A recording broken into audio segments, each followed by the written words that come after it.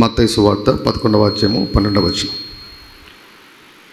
బాప్తిసం ఇచ్చు యోహాను దినములు మొదలుకొని ఇప్పటి వరకు పరలోక రాజ్యము బలత్కారముగా పట్టబడుచున్నది, బలత్కారులు దానిని ఆక్రమించుకొనుచున్నారు.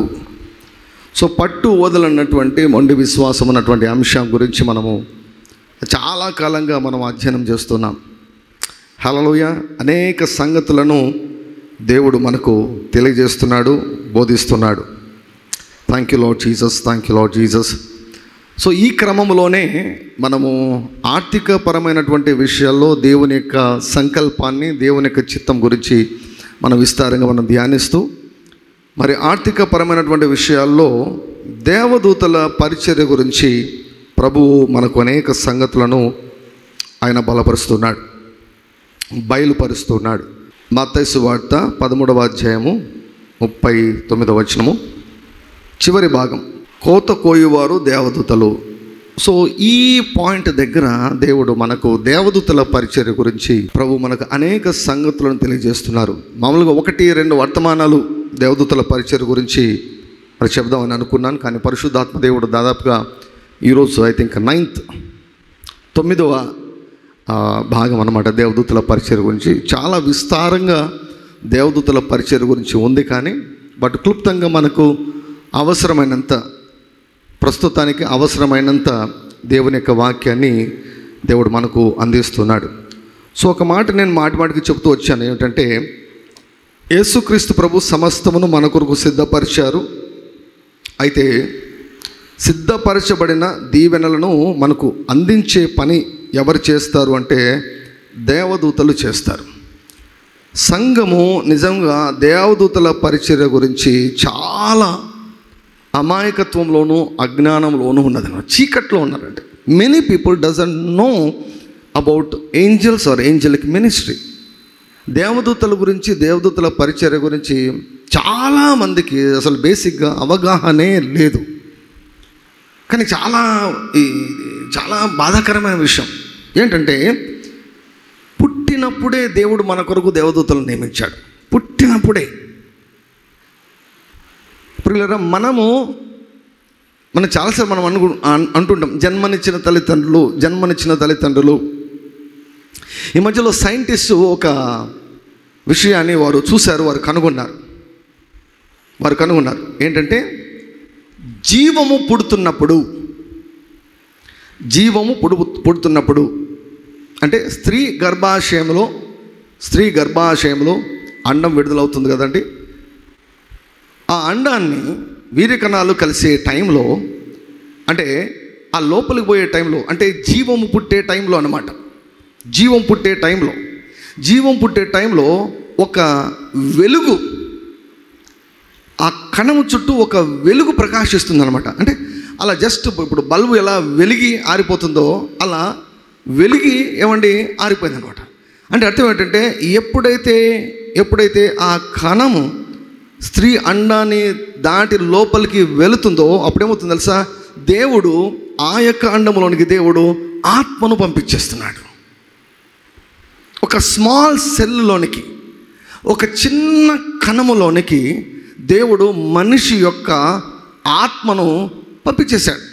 చూడండి, మహాకాశములు పట్టజాలన్నటువంటి దేవుడు మరియమ్మ కడుపులోకి వచ్చేసాడు. జీవం అన్నటువంటిది కాన్పోయిన తర్వాత రాదు. ప్రెగ్నెన్సీ కన్ఫర్మ్ అయ్యేది ఎప్పుడండి? కాన్పోయిన తర్వాత కాదు కదా. ప్రెగ్నెన్సీ కన్ఫర్మ్ అయినప్పుడే జీవం అన్నటువంటిది ఆరంభమవుతుంది. మనకు స్కానింగ్లో చూస్తే అన్ని అవయవాలన్నీ కూడా స్లోగా డెవలప్ అవుతూ ఉంటాయి, కానీ జీవం మాత్రము ఎప్పుడైతే ఆరంభమైతో ఆ రోజే అన్నమాట.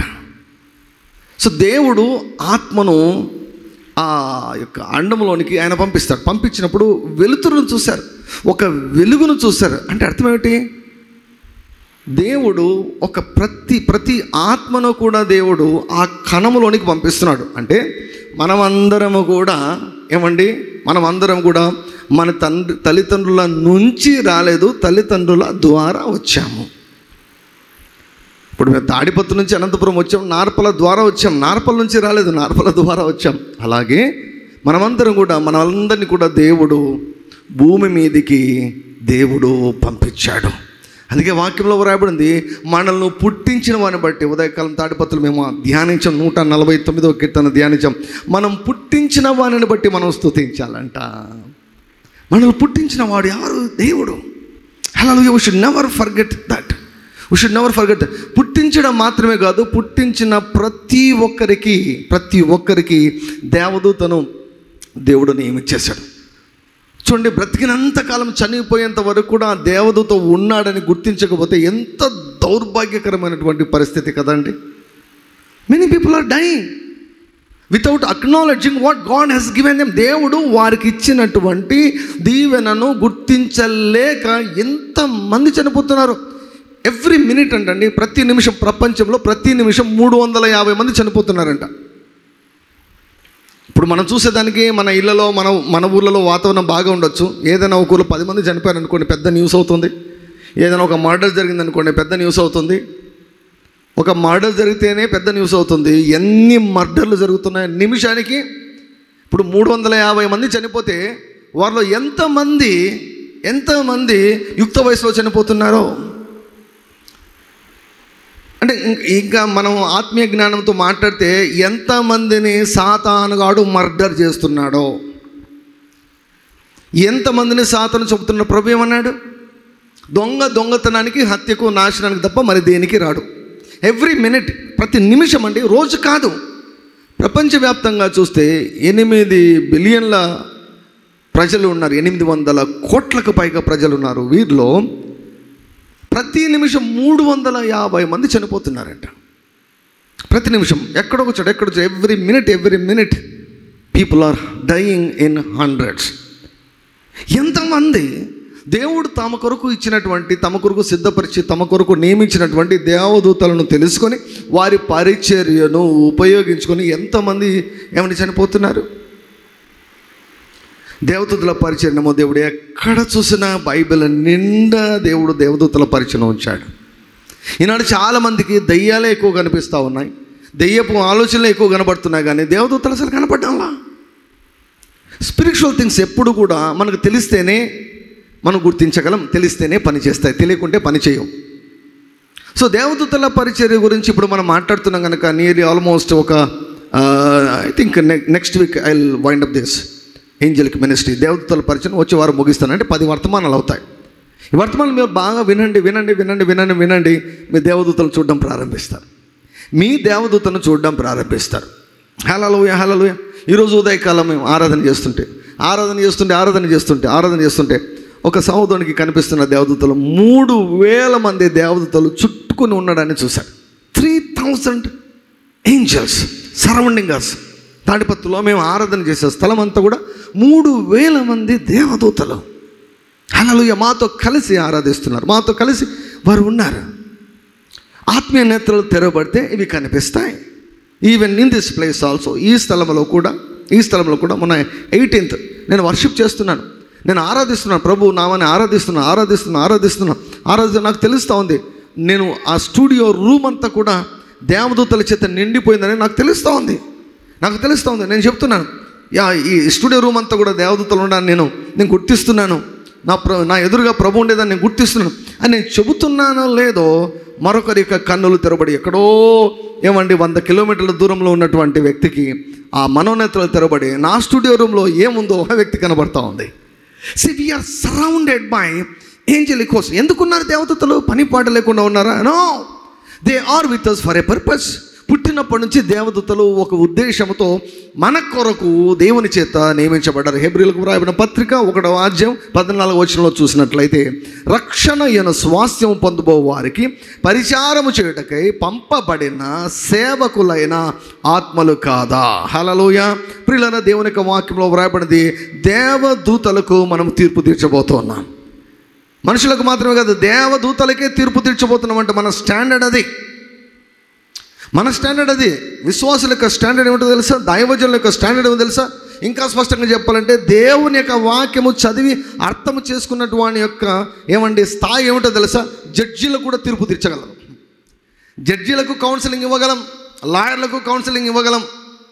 హల్లెలూయా. ఎవరు? దేవుని యొక్క వాక్యము తెలిసినటువంటి వారు. దేవుని యొక్క వాక్యం దిశానిర్దేశం చేస్తుంది.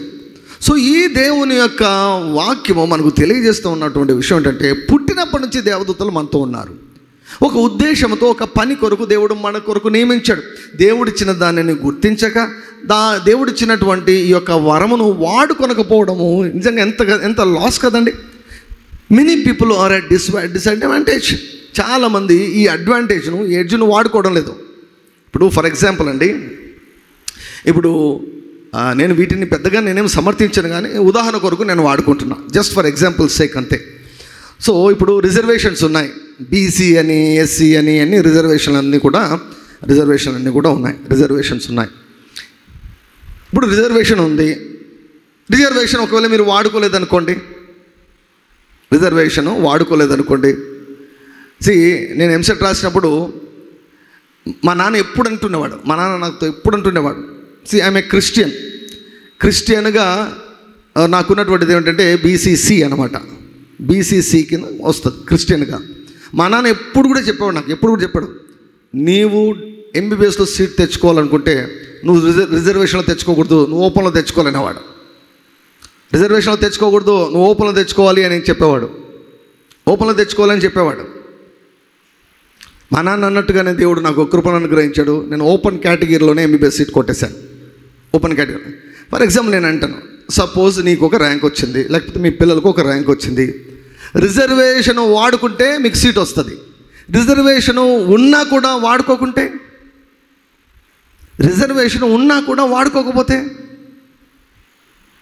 మా పెదనాన్న ఉండేవారు, ఒక ఆయన పెదనాన్న, డిస్టెంట్ రిలేటివ్, మా పెదనాన్న ఉండేవాడు.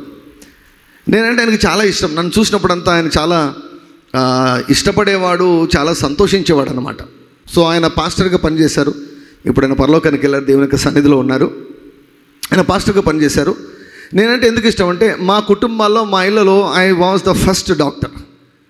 మా వంశంలోనే నేను మొదటి డాక్టర్ అనమాట. నా తర్వాత ఇంకా చాలామంది డాక్టర్స్ అయ్యారు. మా చెల్లెలు కూడా చాలామంది డాక్టర్స్ అయ్యారు. మా బంధువులందరూ కూడా చాలామంది డాక్టర్స్ అయ్యారు. బట్ మా వంశంలో I was the first doctor. So మా పెదనాన్నకి నేనంటే ఎందుకు ఇష్టం అంటే, ఆయనకు ఆ కాలంలో ఎంబీబీఎస్ సీట్ వచ్చిందంట. ఆయన చదివే కాలంలో ఆయనకు ఎంబీబీఎస్ సీట్ వచ్చింది కానీ డబ్బులు లేక ఎంబీబీఎస్ చదవలేకపోయాడు. Just because of lack of money. చదివించే స్తోమత వాళ్ళ తల్లిదండ్రులు లేక, సహాయం చేసేవారు ఎవరు లేక, సో ఆయన ఒక సాధారణమైనటువంటి జీవితం జీవించి ఆయన చనిపోయారు. ఒక పాస్టర్గా ఆయన పనిచేశారు. సిఎస్ఐ డినామినేషన్లో పాస్టర్గా పనిచేసి ఆయన కరోనా టైంలో చనిపోయారు ఆయన. సో ఆయన ఎప్పుడూ అనుకునేవాడు అనమాట. సో డాక్టర్ కావాల్సినటువంటి వ్యక్తి, ఎందుకంటే సౌకర్యాలు లేవు కనుక. ఒకవేళ సౌకర్యం ఉండి కూడా డాక్టరు ఆ యొక్క దానిని అడ్వాంటేజ్గా వాడుకోకపోతే ఎట్లా? ఇప్పుడు రిజర్వేషన్ ఉంది, రిజర్వేషన్ తీసుకుంటే నీకు ఎంబీబీఎస్లో సీట్ వస్తుంది, రిజర్వేషన్ తీసుకుంటే నీకు ఉద్యోగం వస్తుంది. ఆ రిజర్వేషను నువ్వు వాడుకోకపోతే ఎవరికి నష్టం? మనకి నష్టం కదా. గవర్నమెంట్ వాళ్ళేమో రిజర్వేషన్ పెట్టారు,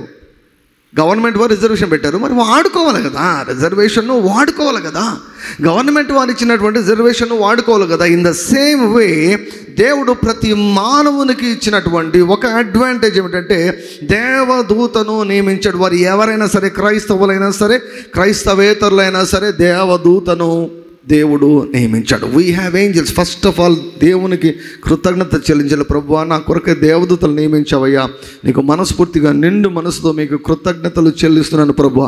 we need to respond in giving thanks. దేవునికి కృతజ్ఞతలు చెల్లించడం ద్వారా మనము దేవునికి స్పందించాలి. సో ఈ దేవదూతల యొక్క పరిచర్యను మనము విస్తారంగా చూస్తున్నాం. ఆ యొక్క పరిచర్లో ఒక మాటను గడిచినటువంటి వారంలో చూసాం. 91వ కీర్తన 10వ వచనం నుంచి, నీకు అపాయమేమీ రాదు, ఏ తెగులును నీ గుడారమును సమీపించదు, నీ మార్గములన్నిటిలో నిన్ను కాపాడుటకు ఆయన నిన్ను గూర్చి తన దూతలకు ఆజ్ఞాపించును.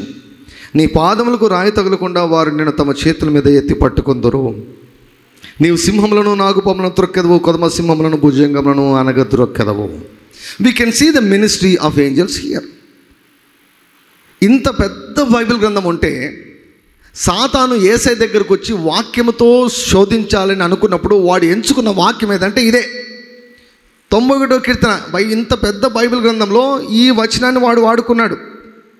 నీ పాదములకు రాయి తగలకుండా వారు నిన్ను తమ చేతుల మీద ఎత్తి పట్టుకొందరు. ఈ వాక్యాన్ని వాడు చెప్పేశాడు కంఠస్థం సాతానుకు. దేవదూతల పరిచర్య గురించి మనకంటే బాగా సాతాను గాడికి బాగా తెలుసు.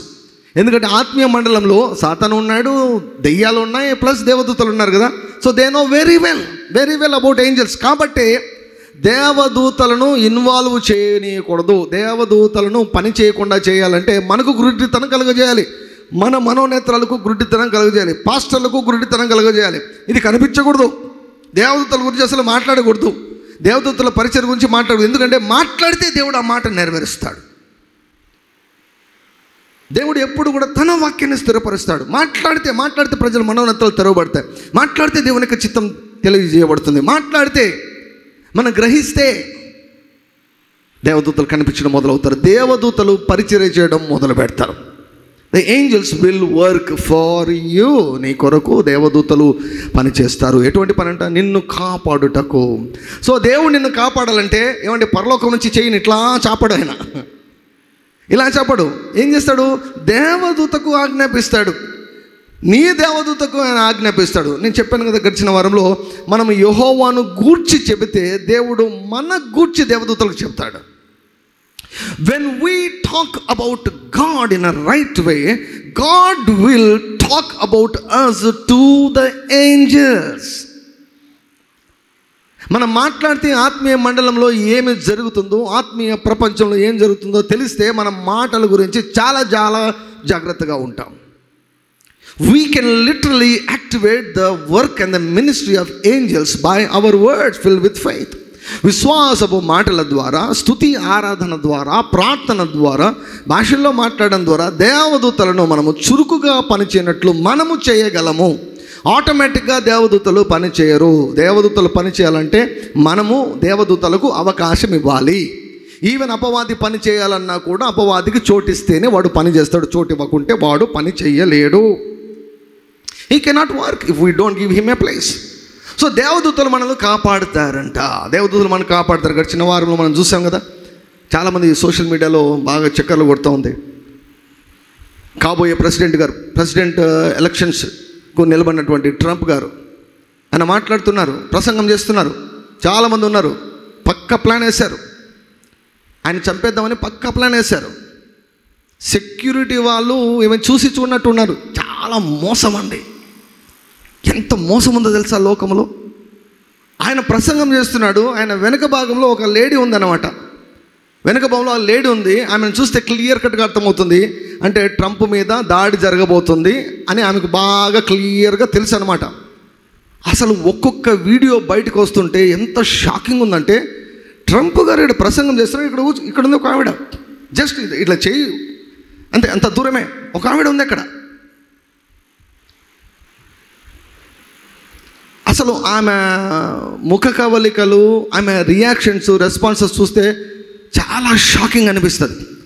అక్కడ ఉన్నటువంటి చూసి చెప్పారు, ఒకడు ఎక్కుతున్నాడు, పైకి ఎక్కుతున్నాడు అంటే సెక్యూరిటీ వాళ్ళకి చెప్తే సెక్యూరిటీ వాళ్ళు చూసి చూడనట్టు ఉన్నారు అన్నమాట. అంటే ఏంటి? పక్కా ప్లాన్ వేస్తారు అందరు కూడా. ఏంటి? ట్రంప్ గారిని లేపేద్దాం. ఎందుకంటే ట్రంప్ గారిని లేపేస్తే అమెరికాకు భవిష్యత్తే లేదు. నాయకులు చాలా ప్రాముఖ్యం అండి.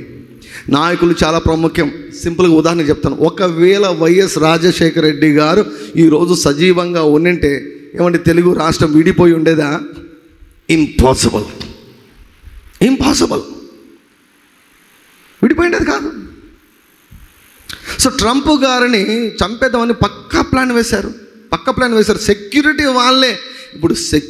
వాళ్ళే ఇంక వదిలేసినప్పుడు కదా, ఏమండి కంచె చేను వేస్తే ఎలా చెప్పండి కదా. సెక్యూరిటీ వాళ్ళు ఏం చేయాలి? ట్రంప్ గారిని కాపాడాలి. ప్రతిదీ కూడా జల్లెడ పెట్టాలి. ఏమండి, అమెరికా ఎక్స్ ప్రెసిడెంట్ అయినా ఇంతకుముందు ప్రెసిడెంట్గా చేశాడు. ఎంత సెక్యూరిటీ ఇవ్వాలి? చెప్పినా కూడా రెస్పాన్స్ ఇవ్వలేదన్నమాట. ఆయన మాట్లాడుతూ ఏమండి ఇలా తిరిగాడండి అంతే. జస్ట్ 1 ఇంచు తల ఇట్లా తిప్పాడంతే. ఆ ఇంచు తల తిప్పకుండా ఉంటే ఆయన తలలోంచి బుల్లెట్ వెళ్ళిపోయిండేది. నేను పోస్ట్ చేశాను, మన వాట్సాప్ గ్రూప్లో కూడా నేను పోస్ట్ చేశాను. 1 ఇంచు ఇలా తల ఇలా అన్నాడు అంతే.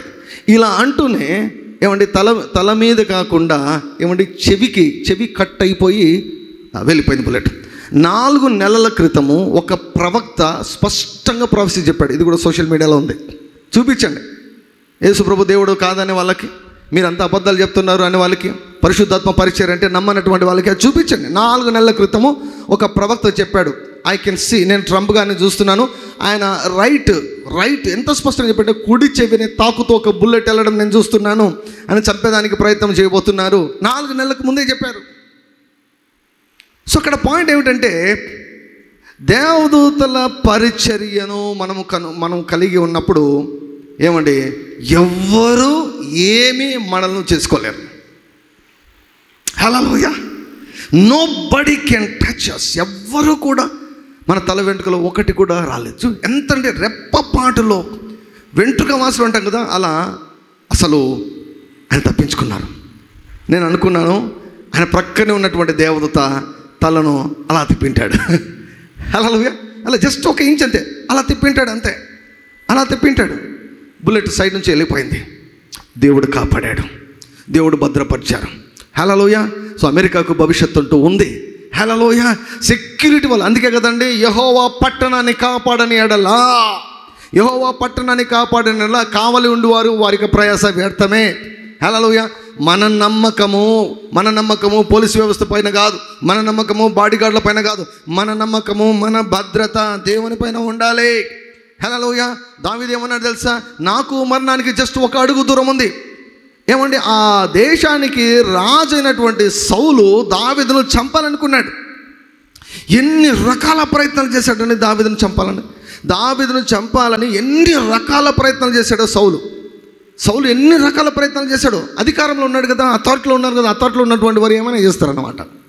చెల్లుతుంది, వారు ఏం చేసినా చెల్లుతుంది. సౌలు అధికారంలో ఉన్నాడు, దావీదును వెంటాడు చంపాలని ఏమని కంకణం కట్టుకున్నాడు. కానీ దావీదు అంటాడు, యెహోవా దూత అతనికి కావలి ఉండి అతనిని రక్షించును అంటాడు దావీదు. Hallelujah. David knew the ministry of angels. దావీదుకు దేవదూతల పరిచర్య తెలుసు. చూద్దాం ఒకసారి 34వ కీర్తన. Thank you Lord Jesus. 34వ కీర్తన 7వ వచనం. 34వ కీర్తన 7వ వచనం. యెహోవా యందు భయభక్తులు గల వారి చుట్టూ ఆయన దూత కావలి ఉండి వారిని రక్షించును. హల్లెలూయా. దావీదుకు Z+ సెక్యూరిటీ లేదు, బుల్లెట్ ప్రూఫ్ వాహనం లేదు, బాడీ గార్డులు లేరు దావీదుకు.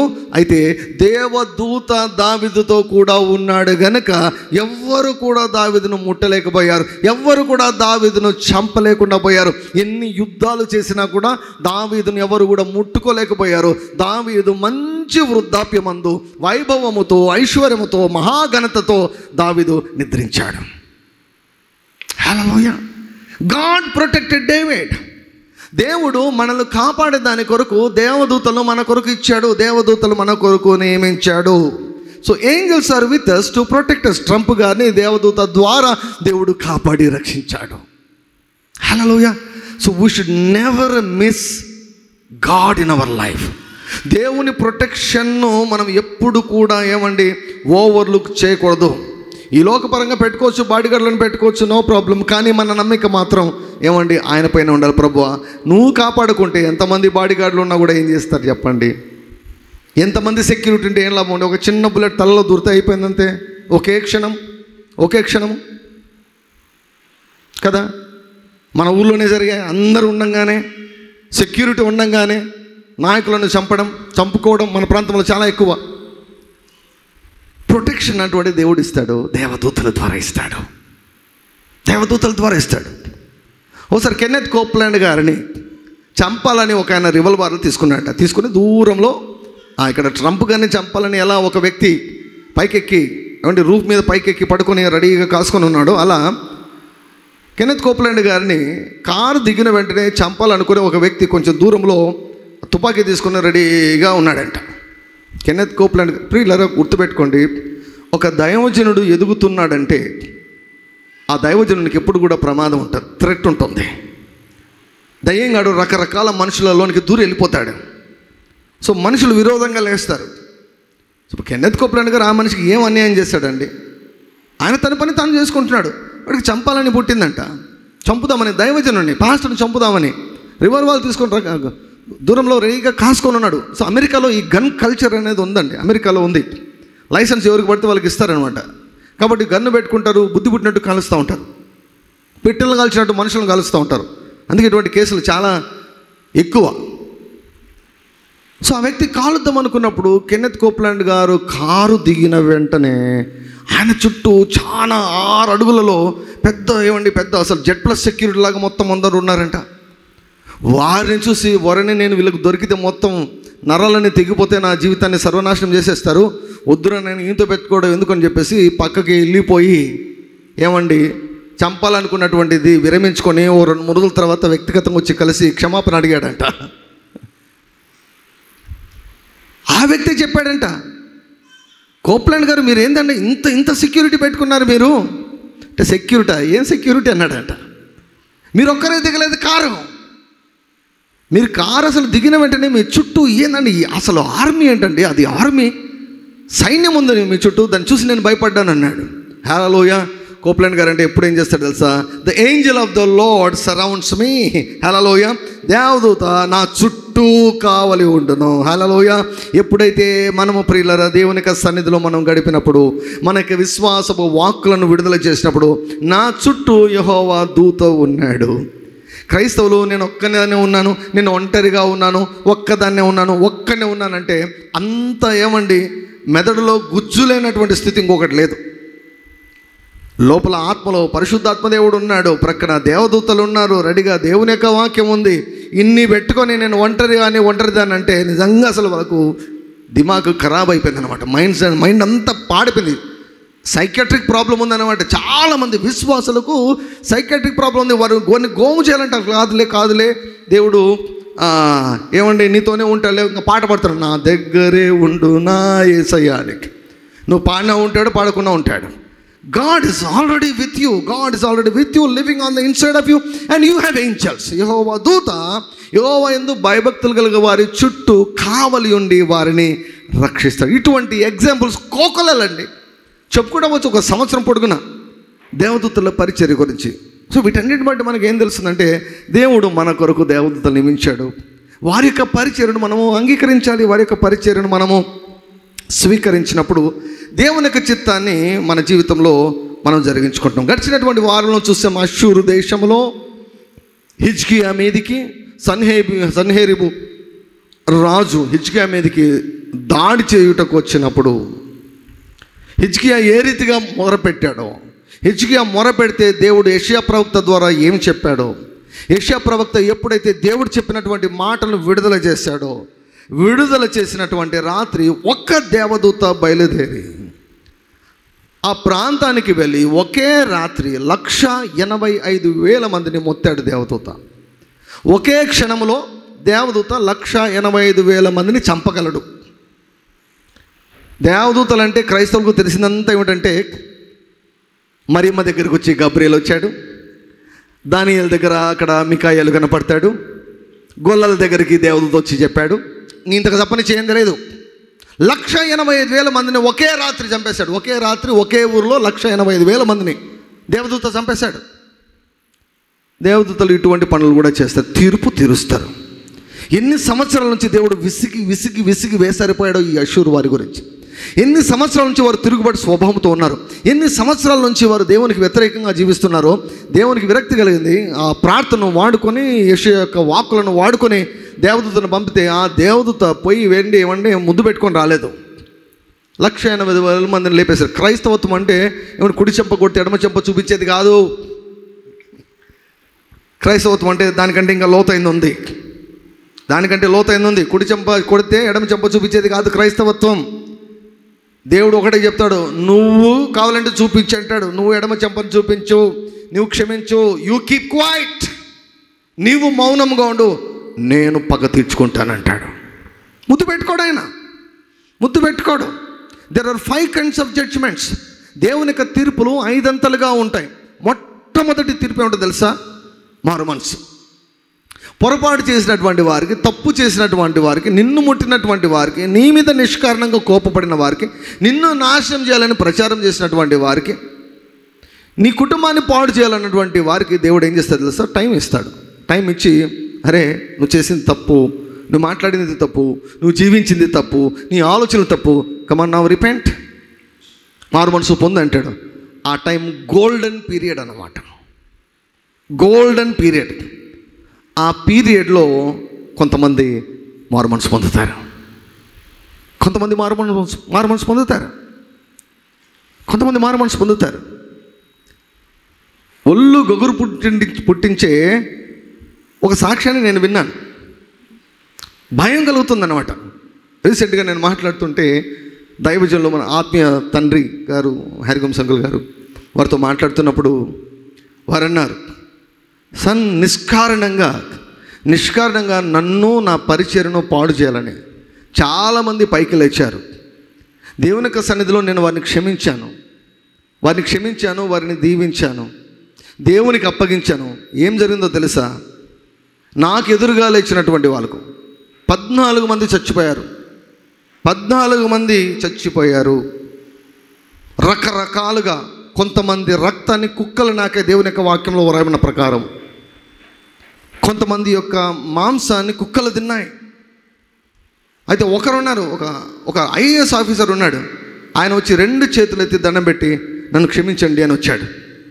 2 చేతులు ఎత్తి నన్ను క్షమించండి, నేను చాలా తప్పు చేశాను, పొరపాటు చేశానని వచ్చాడు. అక్కడ ఏం జరిగింది? మారు మనసు అనుగ్రహించబడింది. ఆ వ్యక్తి గుర్తించాడు. ఆ వ్యక్తి కళ్ళు తెరవబడి గుర్తించాడు, అరే నేను అనుకున్న తప్పే, నేను ఈ వ్యక్తికి వ్యతిరేకంగా నేను మాట్లాడానే, ఈ వ్యక్తికి వ్యతిరేకంగా నేను పని చేశానే, ఈయన దైవజనుడే, ఈయన అభిషేకించిన వాడే, సో గనుక నేను పశ్చాత్తాపడుతున్నానని దైవజనుడి దగ్గరకు వచ్చి పశ్చాత్తాపడ్డారు, ఫ్రీ అయిపోయాడు. 14 మంది చనిపోయారంట. 14 మంది భయంకరమైనటువంటి చావులు, భయంకరమైనటువంటి వింత రకాలైనటువంటి చావులు. ఏంటంటే అవన్నీ కూడా తీర్పులు. There are 5 kinds of judgments from the Lord. దేవుని నుంచి 5 రకాల తీర్పులు ఉంటాయి. మొట్టమొదటి తీర్పు, మారు మనసు పొందేదానికి ప్రతి ఒక్కరికి దేవుడు అవకాశం ఇస్తాడు. ఒక లైన్ ఉంటుందండి, ప్లీజ్ చాలా జాగ్రత్తగా వినండి. ఒక లైన్ ఉంటుంది. ఆ లైన్ దాటారు అంటే ఇక మారు మనసు పొందడం అసాధ్యము. వాళ్ళు ఇంకా రిపెంట్ కారు. ఒక లైన్ ఉంటుంది, ఆ లైన్ దాటారంటే ఇంకా నో హోప్స్. ఆ టైం లైన్ ఉంటుంది. ఫర్ ఎగ్జాంపుల్, ఎంట్రన్స్ టెస్ట్లలో ఏమండి, మీరు అప్లికేషన్స్ మీరు ఫిల్ చేసి సబ్మిట్ చేసేదానికి టైం ఇస్తారు కదా. టైం అయిపోయిన తర్వాత, ఇప్పుడు ఎగ్జామ్స్లో, నీట్ ఎగ్జామ్స్లో కూడా టైం బార్ అయిపోయిన తర్వాత నేను అరగంట లేట్ వస్తానంటే, అరగంట నేను లేట్గా వస్తానంటే రాయించుకుంటాను. టైం బార్ అయిపోయింది. టైం బార్ అయిపోయిన తర్వాత ఇన్ ద సేమ్ వే ప్రతి ఒక్కరికి కూడా తిరుగుబాటుతో జీవించే వారికి, దేవుడు అంటే భయభక్తులు లేకుండా విచ్చలవిడిగా జీవించే వారికి, పాపంలో జీవించే వారికి, వ్యసనాలతో జీవించే వారికి, వ్యభిచారంలో జీవించే వారికి, దొంగతనాలు చేసుకుంటుండే వారికి, ఏమండి పరుల జోలికి వెళ్ళే వారికి, వీళ్ళకందరికీ కూడా దేవుడు ఏం చేస్తాడంటే టైం ఇస్తూ ఉంటాడు. మారు మనసు పొందుతారు, మారుతారులే అని టైం ఇస్తాడు. ఆ టైంలో మారు మనసు పొందకుంటే, టైం లైన్ దాటారు అనుకోండి, నెక్స్ట్ 4 రకాల తీర్పులు ఉన్నాయి. 4 రకాల తీర్పులు. వాటిలో ఒక తీర్పు ఏమిటంటే ఏమండి, చెర. ఒకటి చెర అంటే ప్రిజన్, జైలు. అది లిటరల్గా జైలు కావచ్చు, లేకపోతే మరొక రకమైనటువంటి సమస్య అన్నటువంటి చెర అయినా కావచ్చు. చెర అన్నటువంటిది ఒక రకమైన తీర్పు. రెండవది క్షామం అంటే కరువు. డబ్బుల కరువు. డబ్బులు మిగలవు. ఎన్ని డబ్బులు వచ్చినా కూడా అయిపోతూ ఉంటాయి. డబ్బులన్నీ కూడా వేస్ట్ అయిపోతాయి. డబ్బులన్నీ కూడా సర్వనాశనం అయిపోతాయి. ఆస్తులన్నీ అమ్మవలసినటువంటి పరిస్థితి వస్తుంది. అది క్షామము. తర్వాత ఖడ్గము అంటే ఏమిటి? సిక్నెస్, వింత రోగాలు. ఇవి కూడా తీర్పులు అన్నమాట. సిక్నెస్, ఖడ్గము. 4వది ఏమిటో తెలుసా? 4వది మరణం. దేవుని యొక్క కోర్టు కొంతమందికి మరణ శిక్ష విధిస్తుంది. ఈ తీర్పులు ఉన్నాయి. Even today God is judging the people. ఆయనకు ఇవ్వబడినటువంటి ఒక పేరు ఏమిటంటే భూలోక న్యాయాధిపతి. ఆయన భూలోక న్యాయాధిపతి. క్రైస్తవత్వంలో చాలామందికి తెలిసిందంటే కుడి చెంప కొట్టి ఎడమ చెంప చూపించాలి, క్షమించాలి, ఇంత మాత్రమే తెలుసు. అయితే మనం అదే రీతిగా జీవించాలి. కానీ దేవుడు మాత్రం దానిని ఒప్పుకోడు. దేవుడు ఏమంటాడంటే, కీడుకు మీరు ఎవరు కూడా ప్రతి కీడు చేయవద్దు, కీడుకు ఎవరు కూడా ప్రతి కీడు చేయవద్దు, పగ తీర్చుట నా పని, నేనే ప్రతిఫలం ఇస్తాను అన్నాడు. నేనే ప్రతిఫలం ఇస్తాను, నేనే ప్రతిదండన చేస్తాను. 7 అంతల ప్రతిదండన. గుర్తుపెట్టుకోండి, ఎవరైనా కూడా అబ్రహాము నిబంధన ప్రకారం నీ జోలికి వచ్చారంటే, ఏ రీతిగా అయినా కూడా నీ జోలికి వచ్చారంటే వారు ఖచ్చితంగా అది లోన్ తీసుకున్నట్లే. లోన్ చెల్లించాలి. లోన్ చెల్లించేది ఎప్పుడు కూడా వడ్డీతో సహా చెల్లించాల్సి వస్తుంది. చెల్లించలేదనుకోండి బ్యాంకులు ఊరుకోరు కదండి, మనకందరికీ బాగా తెలుసు. బ్యాంకులు ఊరుకోరు. ఎవరి జోలికి వెళ్ళినా, నేను ఇంకొకరి జోలికి వెళ్ళినా, నా మీదకి ఇంకెవరైనా వచ్చినా, మీరు ఇంకొకరి జోలికి వెళ్ళినా, మీకు ఇంకొకరు ఎవరైనా జోలికి వచ్చినా కూడా అది లోన్ తీసుకున్నట్లే కట్టాల్సి వస్తుంది అన్నమాట. భూలోక న్యాయాధిపతి దేవుడు భూలోక న్యాయాధిపతి.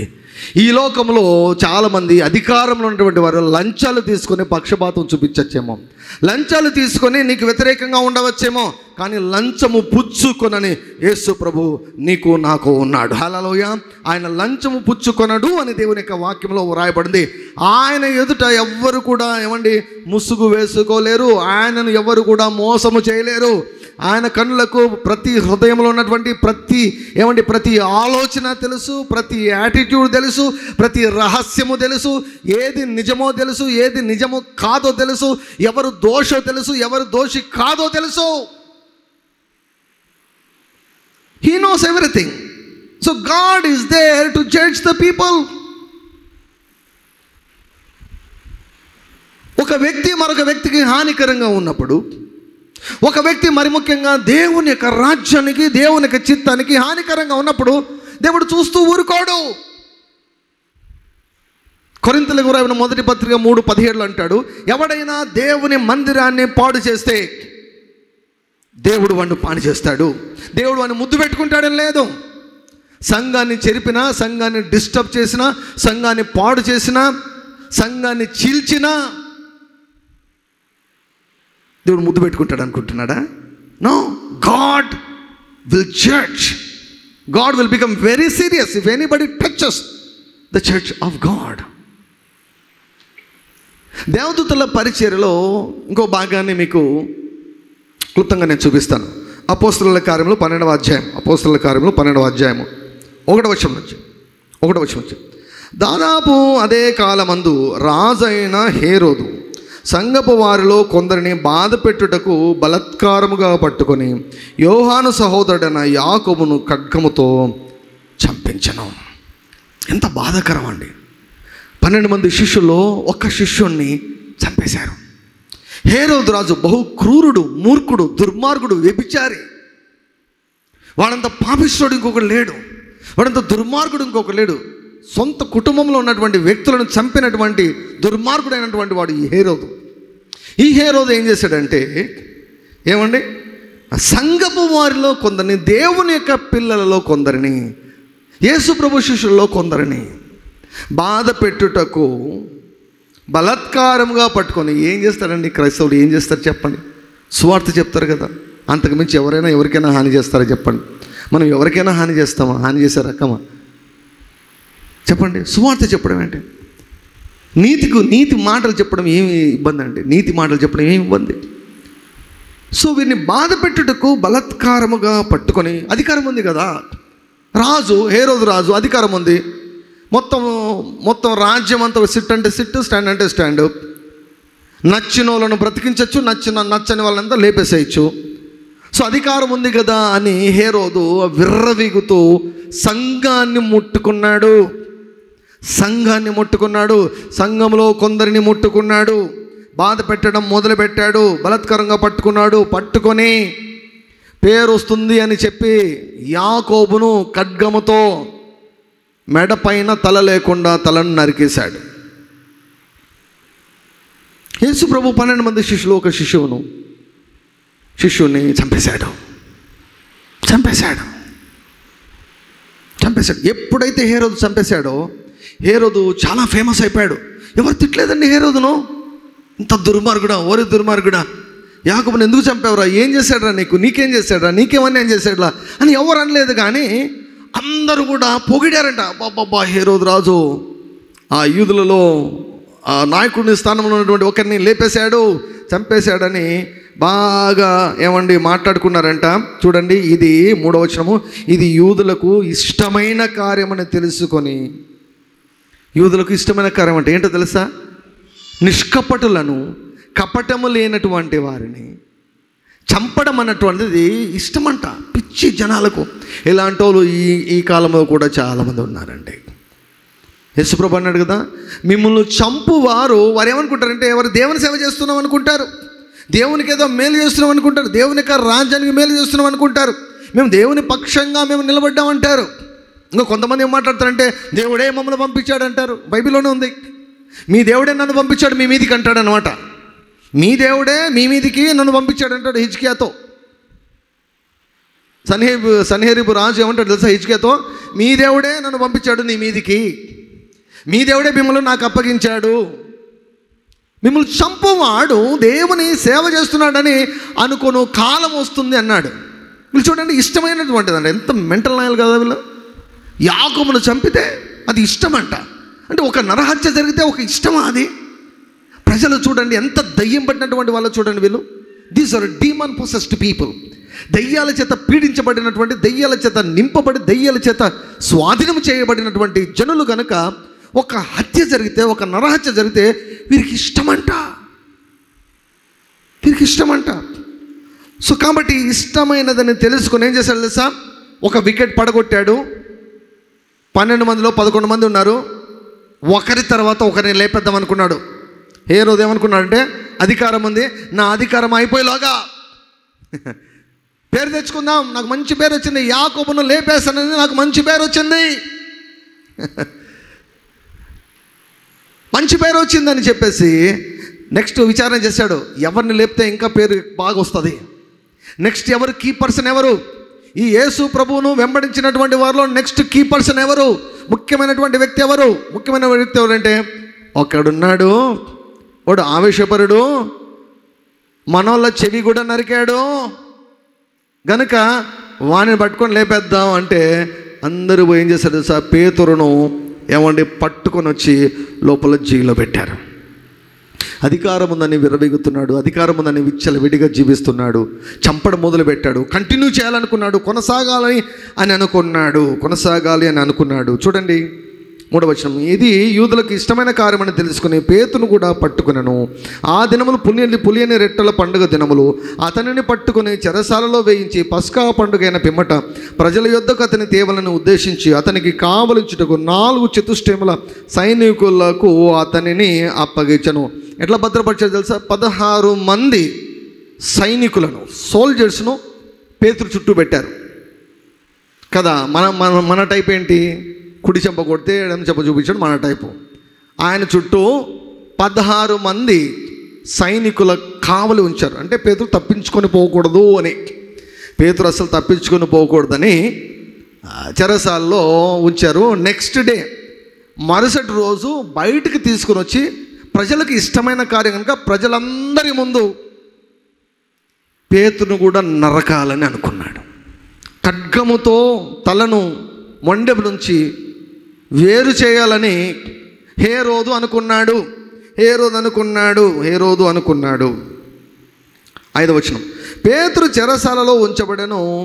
సంఘమైతే, అంటే దీన్ని ఇలా చదవచ్చు అంటే అయితే సంఘము, అయితే పేతురు చెరసాలలో ఉంచబడ్డాడు. పేతురును హేరోదు చంపాలని అనుకున్నాడు. రాత్రి గడిస్తే పొద్దునకి పేతురు ఉండే అవకాశము లేదు. హేరోదు రాజు గనుక, రాజు చేతిలో పేతురు ఉన్నాడు గనుక హేరోదు ఏది కావాలంటే అది చేస్తాడు గనుక, వాడు క్రూరుడు గనుక, వాడు ఏమైనా చేయగలడు గనుక, యాకోబును చంపాడు గనుక పేతురును కూడా చంపుతాడేమో అని భయం పుట్టి సంఘము ఇంతకు మునుపు చేయనిది ఇప్పుడు చేయడం మొదలుపెట్టింది. ఇంతకు మునుపు అలర్ట్గా లేదు సంఘం అలర్ట్గా లేదు గనుక యాకోబును వారు పోగొట్టుకున్నారు. సంఘము నిద్ర లేచింది. సంఘం అనుకున్నది యాకోబును మనం పోగొట్టుకున్నాం, పేతురును పోగొట్టుకోకూడదు. ఈ హేరోదు కాదు, హేరోదుకు నాయన ఉన్నాడు పైన. హేరోదును కంట్రోల్ చేయనటువంటి వాడు దేవుడు ఉన్నాడు, మన పక్షంగా దేవదూతలు ఉన్నారు. కాబట్టి మనం ఒప్పుకోకూడదు. పేతురును మనం ఎట్లైనా సరే మనం రక్షించుకోవాలి. సంఘము పేతురు కొరకు ప్రార్థించింది. పాస్టర్లకు ప్రార్థన అవసరం, దైవజనులకు ప్రార్థన అవసరం. దైవజనుల కొరకు ప్రార్థన చేసేవారు ఉండడం అన్నటువంటిది అది ఎంతో వారికి భద్రత, వారికి ఎంతో ఆశీర్వాదకరం అండి. సంఘమైతే అత్యాసక్తితో దేవునికి ప్రార్థన చేయుచుండెను. మామూలు ఆసక్తి కాదు, ఏలియా ఆసక్తితో ప్రార్థన చేశాడంట. అయితే సంఘమైతే అత్యాసక్తితో ప్రార్థన చేయుచుండెను. The church was praying violently, praying intensely. రాత్రంతా ప్రార్థనలో ఉన్నారు, రాత్రంతా మొరపెడుతున్నారు. నిద్రమబ్బులో ప్రార్థన చేయడం లేదు, అత్యాసక్తితో ప్రార్థన చేస్తున్నారు. నామకార్థంగా ప్రార్థన చేయడం లేదు, ఆచారబద్ధంగా ప్రార్థన చేయడం లేదు, అత్యాసక్తితో ప్రార్థన చేస్తున్నారు. ఎప్పుడైతే అత్యాసక్తితో మనం ప్రార్థన చేస్తామో పరలోకము ఆ యొక్క ప్రార్థనకు, అటువంటి ప్రార్థనకు స్పందిస్తుంది. 6వ వచనం, హేరోదు అతన్ని వెలుపలికి తీసుకుని రావాలని ఉండగా ఆ రాత్రియే పేతురు 2 సంఖ్యలతో బంధింపబడి 2 సైనికుల మధ్య నిద్రించుచుండెను. మరియు కావలి వారు తలుపు ఎదుట చెరసాల కాచుకునిచుండిరి. 7వ వచనం చూడండి. ఇదిగో ప్రభువు దూత, హల్లెలూయా, ప్రభువు దూత, యెహోవా దూత, ఏంజెల్ ఆఫ్ ద లార్డ్, దేవదూత, పేతురు దేవదూత అక్కడ ఎక్కడ ప్రత్యక్షమయ్యాడు? చెరసాలలో ప్రత్యక్షమయ్యాడు.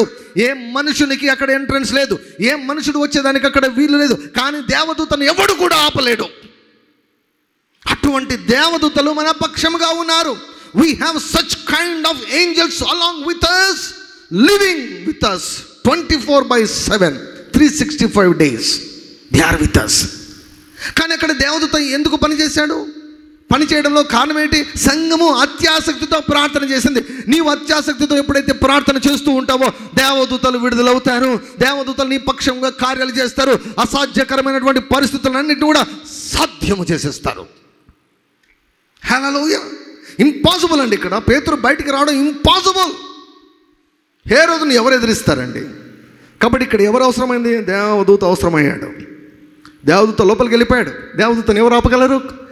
లోపలికి వెళ్ళిపోయాడు. ఇదిగో ప్రభు దూత అతని దగ్గర నిలిచెను. అతడుండిన గదిలో వెలుగు ప్రకాశించెను. దూత పేతురు ప్రక్కను తట్టి త్వరగా లెమ్మని చెప్పి అతని లేపగా సంఖ్యలు అతని చేతుల నుండి ఊడిపడెను. దేవదూత అలా ముట్టుకుంటేనే సంఖ్యలు ఊడిపోయాయి. నువ్వేం గట్టిగా ఏమని సుత్త తీసుకొని ఉలి తీసుకొని వాటిని కొట్టాల్సిన అవసరం లేదు. దేవత అలా టచ్ చేస్తే చాలు. The power of Angel, we have such angels. సంఖ్యలు ఊడిపోయాయి. చూడండి. అప్పుడు ఆ దూత అతనితో, నీవు నడుము కట్టుకొని చెప్పులు తొడుకొనమను. అతడు అలాగు చేసిన తర్వాత దూత, నీ వస్త్రం పైన వేసుకున్న వెంబడి రమ్మని అతనితో చెప్పాను. అతడు వెలుపలికి వచ్చి దూత వెంబడి వెళ్ళి దూత వలన జరిగినది నిజముగా జరిగినని గ్రహింపక తనకు దర్శనం కలిగినని తలంచను.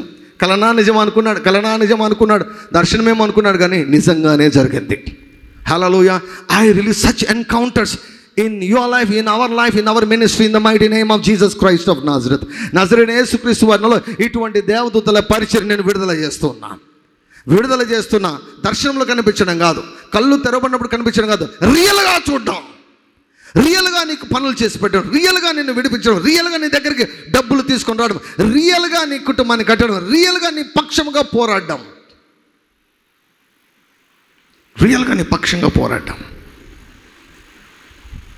నా ఫ్రెండ్ ఒకరు ఉన్నారు. ఈజ్ ఆల్సో క్రిస్టియన్, క్రైస్తవుడు. ఓ రోజు కారులో వెళ్తుంటే సడన్గా ఒకడు ఏం చేస్తాడంటే, సడన్గా రోడ్లోంచి ఆ సైడ్ నుంచి, ఇలా మనం స్ట్రైట్గా మెయిన్ రోడ్లో వెళ్తాం, హైవేలో చాలా స్పీడ్గా వెళ్తుంటాం. ఈ సైడ్ రోడ్స్ ఉంటాయి కదా, అవి చాలా డేంజరస్ అనమాట. సైడ్ రోడ్స్ చాలా అపాయకరమైనవి. ఆ సైడ్ రోడ్లోంచి ఒక యవనస్తుడు బైక్ తీసుకుని సర్రని దూరాడు. వీళ్ళు స్పీడ్లో కంట్రోల్ చేయలేరు కదా, సర్రని దూరే లోపల ఏమైపోయిందంటే యాక్సిడెంట్ అయిపోయి ఈ యొక్క వెహికల్ కంట్రోల్ చేయలేక ఆ పక్కకి వెళ్ళి ఆ వెహికల్ అలా పడిపోయింది. వీళ్ళు పడిపోయారు. చూస్తే మా ఫ్రెండ్కు మనోన్నతులు తెరవబడ్డాయి. చూస్తే ఆ కారు పైన దేవదూత కాలు మీద కాలు వేసుకుని కూర్చున్నాడు. హల్లెలూయా. వీరికి ఏ హాని జరగలేదు, చిన్న గాయం కూడా కాలేదు, ఏ ప్రమాదం జరగలేదు. కారుకు సమస్య వచ్చింది కానీ, కారు పాడైపోయింది కానీ వీరికి ఏం కాలేదు. దేవదూత అక్కడ ఉండి కాపాడాడు. హల్లెలూయా. We have angels. ఎప్పుడైనా చూడండి అత్యాసక్తితో ప్రార్థన చేస్తే దేవదూతలు పనిచేస్తారు. సో దేవదూతను పేతురు వెంబడించాడు, బయటికి తీసుకొని వదిలిపెట్టాడు. సో దర్శనం అని అనుకున్నాడు, కానీ తర్వాత అర్థమైపోయింది, ఇది నిజమని అర్థమైపోయింది. దేవదూత పేతురును సైనికులందరినీ దాటించి 3 గేట్లుంటే 3 గేట్లు దాటించి దగ్గరికి చేర్చేసి దేవదూత బాయ్ బాయ్ చెప్పేసి వెళ్ళిపోయాడంట, మాయమైపోయాడు. 11వ వచనం, పేతురుకు తెలివి వచ్చి ప్రభువు తన దూతను పంపి హేరోదు చేతిలో నుండి యూదులను ప్రజలను నాకు చేయనుద్దేశించిన వాటన్నిటి నుండి నన్ను తప్పించి ఉన్నాడని ఇప్పుడు నాకు నిజముగా తెలియనని అనుకొనెను. హల్లెలూయా. హేరోదు ఏం చేయాలనుకున్నాడో దానిని దేవుడు దేవదూత ద్వారా తప్పించాడు. ఇది లిటరల్గా అసాధ్యం, మానవ రీతిగా మాట్లాడితే అసాధ్యము. యాకోబు చంపబడ్డాడు కానీ పేతురు చంపబడలేదు. కారణం ఏమిటి? యాకోబు విషయంలో ఏం జరగలేదు? సంఘం అత్యాసక్తితో ప్రార్థన చేయలేదు. నీవు అత్యాసక్తితో ప్రార్థన చేస్తే నీ కుటుంబము నాశనం కాదు. నీవు అత్యాసక్తితో ప్రార్థన చేస్తే నీ కుటుంబము నిత్యము నిలుచును. నీవు అత్యాసక్తితో ప్రార్థన చేస్తే నీ పిల్లలు వర్ధిల్లుతారు. నీవు అత్యాసక్తితో ప్రార్థన చేస్తే నీ సంఘం వర్ధిల్లుతుంది. నీవు అత్యాసక్తితో ప్రార్థన చేస్తే డబ్బులు నీ దగ్గరికి పరిగెత్తుకొని వస్తాయి. That's why never ever neglect prayer in your life. మీరు ప్రార్థన చేసుకోలేదు కనుక, ప్రార్థన చేయలేదు కనుక యాకోబును పోగొట్టుకున్నారు. ఈనాడు నువ్వు ఏమైనా పోగొట్టుకున్నావంటే ఒక ముఖ్యమైన కారణం ఏమిటంటే because of lack of prayer. ప్రార్థన చేయకపోవడం వల్ల దేవదూతలు భద్రపరచలేకపోయారు కనుక నీవు పోగొట్టుకున్నావు. Whatever it may be. కానీ దేవుడు రిస్టోర్ చేయగలడు, దేవుడు మరలా నీకు ఇవ్వగలడు. సో ఇక్కడ పేతురుకు తెలివి వచ్చేసింది, దేవుడు నన్ను విడిపించాడు. హల్లెలూయా. హేరోదు చేతిలో ఎంత చక్కగా ఉంది చూడండి యొక్క మాట. ప్రభువు తన దూతను పంపి హేరోదు చేతిలో నుండి యూదులను ప్రజలను నాకు చేయనుద్దేశించిన వాటన్నిటి నుండి నన్ను తప్పించి ఉన్నాడు. హల్లెలూయా, హల్లెలూయా. మనల్ని కూడా తప్పిస్తాడు. హేరోదు లాంటి వారు నీ జీవితంలో ఎవరైనా ఉన్నారేమో, యూదులు లాంటి వారు నీ జీవితంలో ఎవరైనా ఉన్నారేమో, శత్రువులు ఒకవేళ నీ ఇంటిలోనే ఉన్నారేమో, శత్రువులు ఒకవేళ నీ బంధువులలో ఉన్నారేమో, నీ వీధిలోనే శత్రువులు ఉన్నారేమో, నీవున్న ఊర్లోనే నీకు శత్రువులు ఉన్నారేమో, ఒకవేళ అధికారులైనటువంటి వారు నీకు శత్రులుగా ఉన్నారేమో, వారు ఎవరైనా సరే, వారు ఏ స్థానంలో ఉన్నా సరే, వారు ఈవెన్ దేశాన్ని ఏలే వాళ్ళైనా సరే, వారి పైన ఉన్నటువంటి వాడు దేవుడు. దేవుడు ఎవరి నుంచైనా నన్ను విడిపించగలడు ఆయనను ఆశ్రయించినప్పుడు. 12వ వచనం, ఇట్లా ఆలోచించుకుని అతడు మారు పేరు గల యోహాను తల్లి అయిన మరియ ఇంటికి వచ్చాను. అక్కడ అనేకులు కూడి ప్రార్థన చేయుచుండ్రి. వీరికి తెలియదు. వీరికి తెలిసిందంత ఏంటి? మోకాళ్ళేసి వారు మొరపెడుతున్నారు. అత్యాసక్తితో, ప్రభువా యాకోబును పోగొట్టుకున్నామయ్యా, పేతురు మేము పోగొట్టుకోకూడదు, పేతురుకు విడుదల కావాలి, పేతురు విడిపించబడాలి, పేతురు విడిపించు, పేతురు చంపకూడదు, హేరోదును కంట్రోల్ చేయి, హేరోదును అదుపులో పెట్టేసే, దేవా నువ్వు విడిపించు అని రాత్రంతా కూడా అత్యాసక్తితో వీరు ఇంటిలో మొరపెడుతూ ఉంటే పేతురు వచ్చి తలుపు తట్టాడు. చూడండి 13వ వచనం, అతడు తలవాకిటి తలుపు తట్టుచుండగా రోదే అని ఒక చిన్నది ఆలకించుటకు వచ్చెను. ఆమె పేతురు స్వరము గుర్తుపట్టి సంతోషము చేత తలుపు తీయక లోపలికి పరిగెత్తుకొని పోయి పేతురు తలుపు దగ్గర నిల్చున్నాడని తెలిపెను. అందుకు వారు నీవు పిచ్చిదానమనరి, అయితే తాను చెప్పినది నిజమని ఆమె దృఢముగా చెప్పినప్పుడు వారు అతని దూత అనిరి. పేతురు ఇంకనూ తట్టుచున్నందున వారు తలుపు తీసి అతన్ని చూచి విభ్రాంతి నొందిరి. అతడు ఊరకుండుడని వారికి చేసాయిగా చేసి ప్రభు తన చెరసాలలో నుండి ఎలాగో తీసుకుని వచ్చినో వారికి వివరించి యాకోబునకు సహోదరులకును ఈ సంగతులు తెలియజేయడని చెప్పి బయలుదేరి వేరొక చోటికి వెళ్ళాను. తెల్లవారగానే పేతురు ఏమాయనో అని సైనికులలో కలిగిన గలిబిలి ఇంత అంతా కాదు. పేతురును విడిపించాడా దేవుడు? పేతురును విడిపించాడు. కథ అక్కడితో ఆగలేదు. కథ ఎప్పుడు కూడా అక్కడితో ఆగదు. ప్రార్థనకు ప్రతిఫలం ఎప్పుడు కూడా అక్కడితో ఆగదు. మార్నింగ్ ఏమైంది? రాత్రి విడుదల జరిగింది. ఉదయకాలం అయింది, గలిబిలి స్టార్ట్ అయింది. Where is Peter? 16 మందిని అడిగారు, ఎక్కడా పేతురు, ఎక్కడా? No answer. వింత అంటే ఇదే. కాలు నొప్పి పోవడం వింత కాదు. వింతలు అంటే ఇవే. భద్రపరచలేకపోయారు. మరుసటి రోజు కొరకు భద్రపరచలేకపోయారు.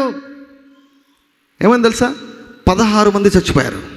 16 మందిని చంపేశారు. హేరోదు చాలా మూర్ఖుడండి.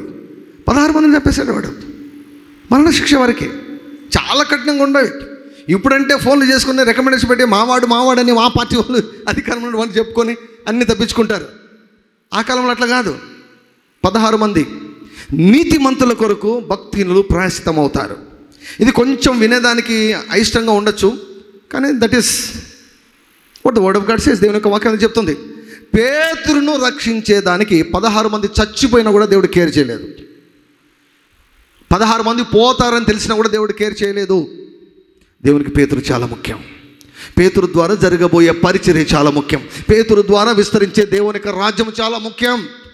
He was not bothered about 16 members. మామూలుగా అయితే 16 మందిని ఏంటి, 16 లక్షల మందినైనా దేవుడు కనికరం చూపుతాడు. కానీ ఇక్కడ మాత్రం పోటీ వచ్చినప్పుడు ఇక్కడ పేతురా 16 మందా? నీకు పేతురు కావాలా 16 మంది కావాలా? ఎవరో ఒకరు దక్కుతారు అంటే దేవుడు ఎవరిని ఎంచుకున్నాడు? నాకు పేతురే కావాలన్నాడు. 16 మంది నో ప్రాబ్లం అన్నాడు. నో ప్రాబ్లం అన్నారు. మరి చచ్చిపోయారు. 16 మంది చనిపోయారు. తెల్లవారుగానే పేతురు ఏమైనా సైనికుల్లో కలిగిన గలిబిలి ఇంతంత కాదు. హేరోదు అతని కోసం వెదకినప్పుడు అతడు కనబడినందున కావలి వారిని విమర్శించి వారిని చంపనాజ్ఞాపించను. అటు తర్వాత హేరోదు యూదయ నుండి కైసరయాకు వెళ్ళి అక్కడ నివసించను. ఈ మాట చాలామందికి కనిపించదు. ఏంటో తెలుసా? హేరోదు ఊరు వదిలి వెళ్ళిపోయాడు. ప్రార్థనల శక్తి అక్కడ ఆగలేదు. హేరోదు ఆ ఊరిలో లేకుండా ఆ ఊరు వదిలిపోయినట్లు దేవుని దూత చేశాడు. యెహోవా దూత ఇక్కడ పేతును విడిపించుకొని తీసుకొని వచ్చాడు, కానీ ఆయన పని ముగియలేదు. The work of angel was not completed.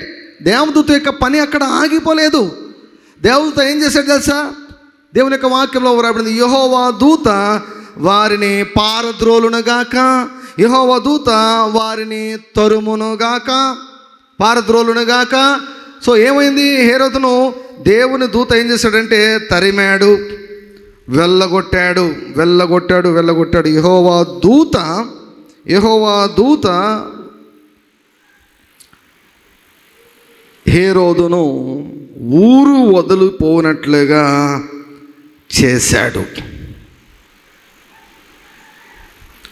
Thank you Lord Jesus. Thank you Lord Jesus. Thank you Lord Jesus. Thank you Lord Jesus. Thank you Lord Jesus. Thank you Lord Jesus. Thank you Lord Jesus. Thank you Lord Jesus. Thank you Lord Jesus.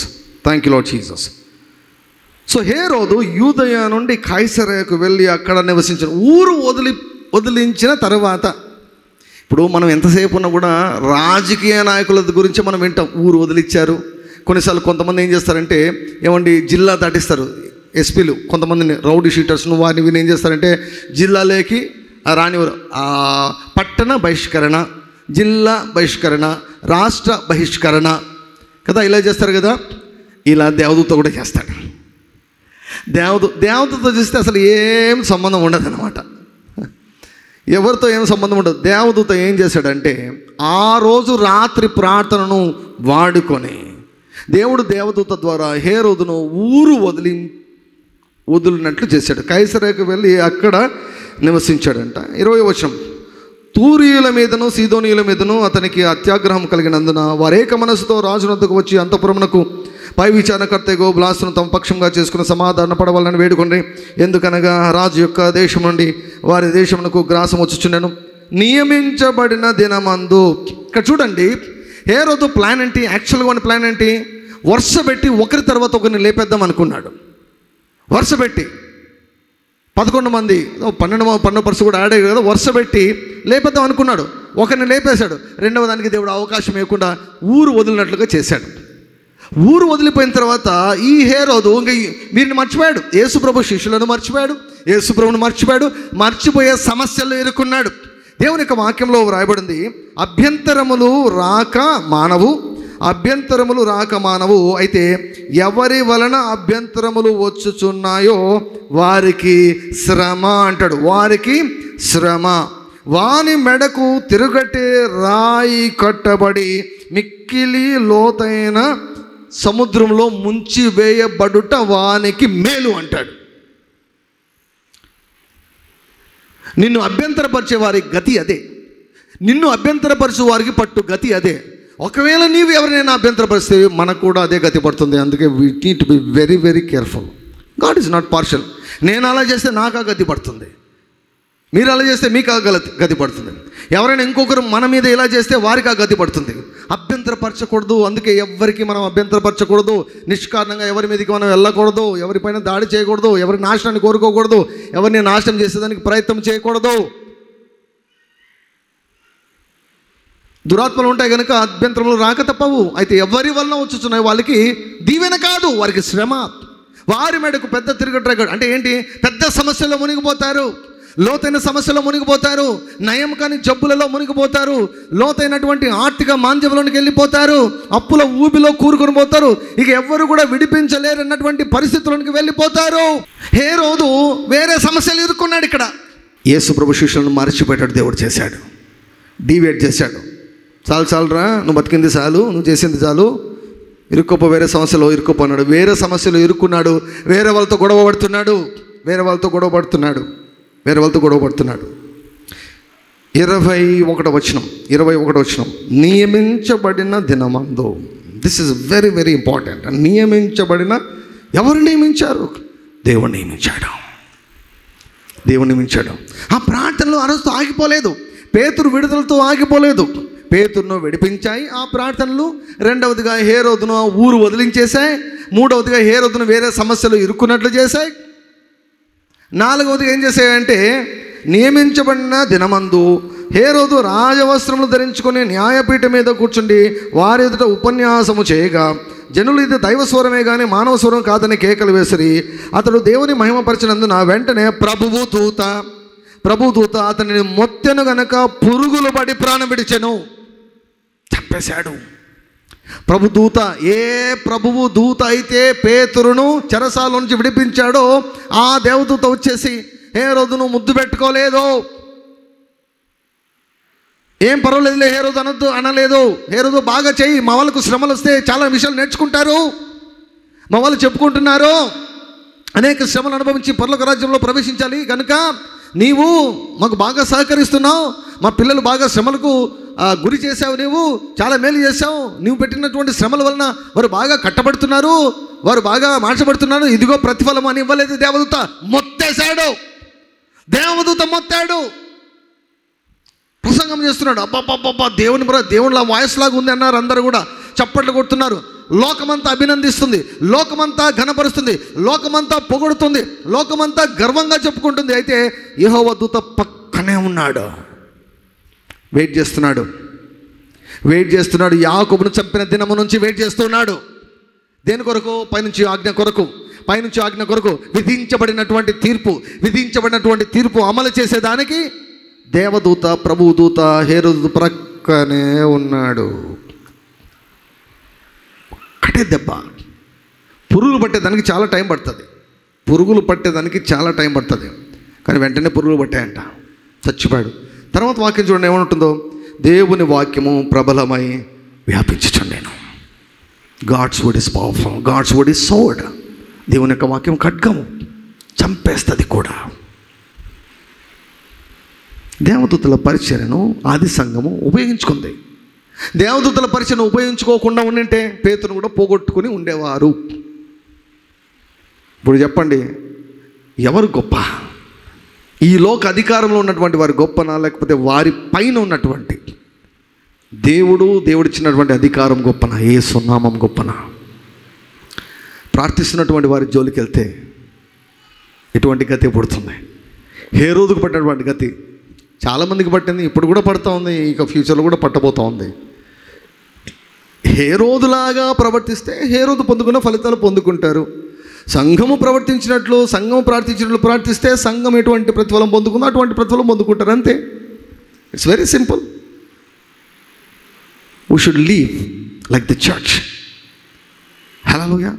Early church వారు ఏం ప్రార్థన చేస్తారో కానీ, ఎలా ప్రార్థన చేస్తారు కానీ, ఏం చేస్తారు? వాళ్ళు వాక్యంనే ప్రార్థన చేస్తారు. They pride. ఆ ప్రార్థన చూడండి ఎంతవరకు తీసుకుని వెళ్ళి చూడండి. పేతురు తప్పించుకుంటే చాలని వారు అనుకున్నారు. హేరోదును లేపేశాడు దేవుడు. దేవదూతల పరిచర్య నిన్ను కాపాడుతారు. నీకు హానికరమైన వ్యక్తులను దేవదూతలు ఉంచరు. ఒకవేళ హేరోదు ఉండింటే మళ్ళీ ఎంతమందిని చంపేవాడో, వాడికి ఇంకా అవకాశం ఇవ్వలేదు, దేవుడు ఇవ్వలేదు. అందుకే గుర్తుపెట్టుకోండి, నీకు, నీ కుటుంబానికి, నీ పరిచర్కు హానికరమైన వ్యక్తులకు నీవు చాలా దూరం అయిపోవాలి, చాలా దూరం అయిపోవాలి. దేవుడు వారికి సమయం ఇస్తాడు. మారు మనసు పొందితే సరే, లేదంటే మిగిలిన 4 రకాల తీర్పులు. మారు మనసు పొందితే అదృష్టవంతులు, లేదంటే చెర, లేకపోతే ఖడ్గము, లేకపోతే క్షామము, లేకపోతే చావు. మేము ఎక్కడికి వెళ్ళాలి ప్రభువా అంటాడు. ఒక గుంపు ఇర్మియా దగ్గరకు వచ్చి, మేము ఎక్కడికి వెళ్ళాలి దేవుని అడుగు ఇర్మియా అంటే, దేవుడు అంటాడు ఇర్మియాతో, ఎవడు చావుకు నియమించబడ్డాడో వాడు చావుకు, ఎవడు క్షామానికి నియమించబడ్డాడో వాడు క్షామానికి, ఎవడు ఖడ్గానికి నియమించబడ్డాడో వాడు ఖడ్గానికి, ఎవడు చెరకు నియమించబడ్డాడో వాడికి చెరకు వెళ్ళిపోమను అన్నాడు దేవుడు. Very very dangerous to touch the church of God, to touch the believers, to touch the anointed men and women of God. దేవుని యొక్క పిల్లలను, సంఘాలను ముడితే హేరోదుకు పట్టినటువంటి గతులు పడతాయి. అటువంటి చారిత్రాత్మకమైనటువంటి సాక్ష్యాలు, తరతరాలు మాట్లాడుకున్నటువంటి సాక్ష్యాలు సృష్టించబడతాయి. ఎప్పుడు? సంఘము అత్యాసక్తితో ప్రార్థించినప్పుడు. ఎందుకు దేవదూతల పరిచయం ఎక్కువ చూడడం లేదు? అత్యాసక్తితో ప్రార్థన జరగడం లేదు కనుక. You begin to pray. ఒకవేళ ప్రార్థన జీవితాన్ని నువ్వు నెగ్లెక్ట్ చేస్తున్నావా, you begin to pray with great diligence. అత్యాసక్తితో ప్రార్థన చేయడం మొదలుపెట్టు. దేవదూతల పరిచయను నువ్వు పొందుకుంటావు, నీవు కాపాడబడతావు, నీవు భద్రపరచబడతావు, నీ కుటుంబం భద్రపరచబడుతుంది, నీ పరిచర్య, నీ సేవ భద్రపరచబడుతుంది, నీ ఆరోగ్యం భద్రపరచబడుతుంది, నీ యొక్క ఆస్తి భద్రపరచబడుతుంది, నీ భవిష్యత్తు భద్రపరచబడుతుంది. ప్రార్థన ఎప్పుడు కూడా నెగ్లెక్ట్ చేయొద్దు, ఎప్పుడు కూడా నెగ్లెక్ట్ చేయొద్దు. దేవుడి యొక్క మాటలు మన వెనుకలో ఆయన దీవించి ఫలింప చేయునుగాక.